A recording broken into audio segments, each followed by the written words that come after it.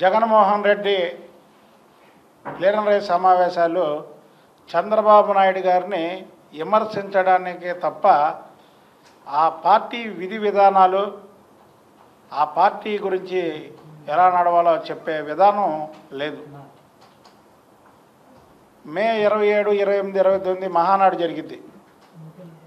ఒక్కసారి ఆ మహానాడులో పార్టీ గురించి ఎలా మాట్లాడతారో ఒక్కసారి చూడమనండి. ఈ ప్లీనరీ సమావేశం అంతా చంద్రబాబు నాయుడు గారి మీద విమర్శించడం తప్ప ఆ పార్టీ గురించి కానీ ఆ పార్టీ దివంగత నేత రాజశేఖర రెడ్డి గురించి కానీ ఒక్క మాట మాట్లాడలే. చంద్రబాబు నాయుడు గారి మీద వీళ్ళు పుస్తకం రచించారట.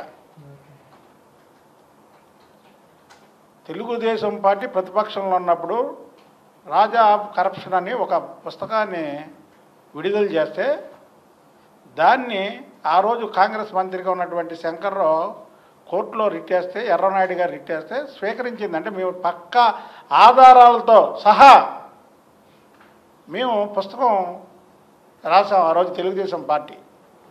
ఈరోజు చంద్రబాబు నాయుడు గారు ఈ రాష్ట్రంలో 9 సంవత్సరాలు ముఖ్యమంత్రి చేసి మళ్ళీ 10 సంవత్సరాలు ప్రతిపక్ష నాయకుడిగా చేసి మళ్ళీ ముఖ్యమంత్రి అయినటువంటి చరిత్ర ఈ ఆంధ్ర రాష్ట్రంలోనే కాదు భారతదేశంలో కూడా ఒక ప్రాంతీయ పార్టీ నాయకుడికి ఎవరికీ లేదు.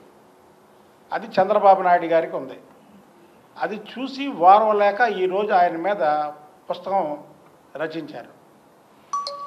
ఎవరో చెప్పారు ప్లీనరీలో జగన్మోహన్ రెడ్డి ఫోటో ఎగ్జిబిషన్ పెట్టారని. అందులో 2 ఫోటోలు లేవు. ఒకటి తండ్రి చనిపోయినప్పుడు శవం పక్కనే సంతకాల సేకరణ, ముఖ్యమంత్రిగా జగన్మోహన్ రెడ్డి కావాలని సంతకాల సేకరణ చేయించిన ఫోటో లేదంట. జగన్మోహన్ రెడ్డి 16 నెలలు జైలుకి వెళ్ళిన ఫోటో లేదు. ఆయన జీవితంలో మరుపురాని 2 ఘటనలు ఫోటోలు ఆ ఫోటో ఎగ్జిబిషన్లో పెట్టలా. దాన్ని గమనించాలి ప్రజలు. అసలుకి చంద్రబాబు నాయుడు గారి మీద అవినీతి చక్రవర్తి అని వాళ్ళు పుస్తకం వేసే ముందు అసలు Jaganmohan Reddy emperor of scam 3 అయినాయి. Emperor of mines, emperor of crime, ఈ 3 కూడా జగన్మోహన్ రెడ్డికి వర్తిస్తాయి. ఆయన చంద్రబాబు నాయుడు గారి మీద అవినీతి చక్రవర్తిని పుస్తకం వేసేది ఇవన్నీ కూడా ప్రజలు గమనిస్తున్నారు.